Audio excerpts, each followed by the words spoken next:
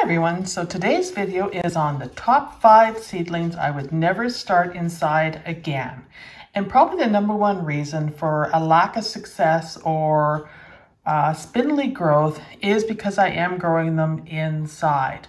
But also some of these seedlings, like the one I have in front of me here is the double flowering combine, really could be sowed outside rather than trying it inside. But I thought I would give it a go and see if I could get an early start on some blooms. I would not grow this again inside. I would grow it direct sow outside, but you can see the blooms are very spindly and is very fragile. So even potting them up, because they are so fragile, you can see the branches here are super fragile and thin. I wouldn't chance it again. If you're wondering what's on top of my soil, that's just cinnamon to keep the gnats and stuff down. I try a bunch of different remedies to see what works, what doesn't. And for this one, I would say cinnamon does not work. So it was an experiment. Sterilizing your soil with hot water prior to planting up your seedling is the way to go. And thank you, Deborah, for that tip. That is such a great idea. You know, I don't know why I never thought of it. We all talk about baking our soil to kill anything off in it, but boiling water, that is the highly recommended way to go.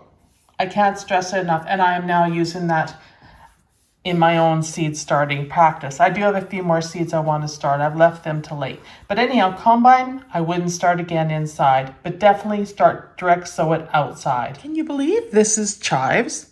Well, I can't. This was a horrible germination. Look at how terrible these are. You get the odd one here and there. To me, this is a write-off. I won't be keeping these going. In fact, I will be taking this soil out, reusing it, and I will be sterilizing the soil. This is a total waste. I would direct sow these outside again if I decided to try it again. Sometimes it's just easier to pick up the plants you need and put them in the spot. But definitely, I won't do this one again. It could be that the seed was old that I got. It could be that it did not like being grown inside. It could be the soil. I just gave up on it. As you can see, I haven't been watering it because I knew they were toast when I seen such a crappy germination. Number 3 on my list is Black Beauty eggplant. They look terrible. They germinated and they look great germinating, but now they look absolutely terrible. I'm gonna try to save them and give them a good feeding and stuff, but they were horrible. So I definitely wouldn't start this inside. I would direct sow it outside.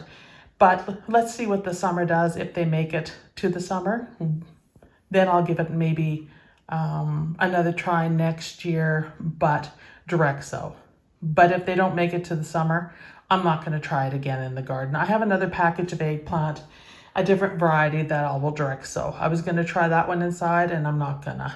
So this one is questionable whether it will survive. Number 4 on this list is Oriental poppies. Definitely a direct sow. Do not start them inside if you're starting them in the house. They are not worth the hassle. You can see the germination rate was really poor on them. They're very spindly. They're very floppy. I've been pressing them into the dirt and trying to save them, but quite honestly, I think they prefer to be germinated outside. So it was a kind of a test to see how it would go.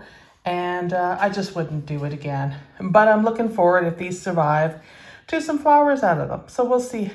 It's questionable whether they're going to make it at this point, but we're getting close. And I think I can start putting them outside now to get a bit of a cold period on them. So maybe that will help. Time will tell. And number 5 on the list is English lavender. I would not start this inside again. It looked horrible. It was so frail growing. We got partial germination on it. It finally is starting to thicken up now, but truly was a disappointment starting inside. I'm not sure how this one would germinate outside, if it would be any better.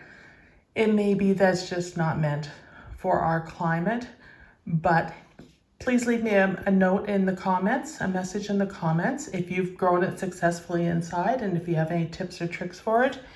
But I will have some plants by the looks of it to put outside. But huge disappointment. I was really looking forward to this one and having some of that lavender scent. In fact, I was going to use it in the front yard.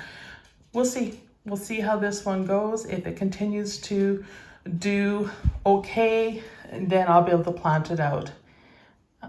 It did pick up its growth habit and has thickened up a bit, but overall, definitely not worth the hassle.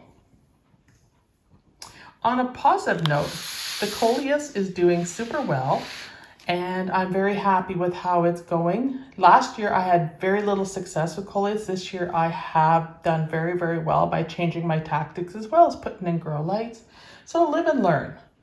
Anyhow, that's it for this video. I just wanted to share with you the top 5 seeds I would not start inside, and the perennials I would start outside. And some of them are just a write-off. I could make this list longer. There was a couple other things that didn't do that great that I would definitely direct sow next time, but we'll stop at 5. It's a nice number, and I'll see you in the next video. Thanks everyone. Have a great day.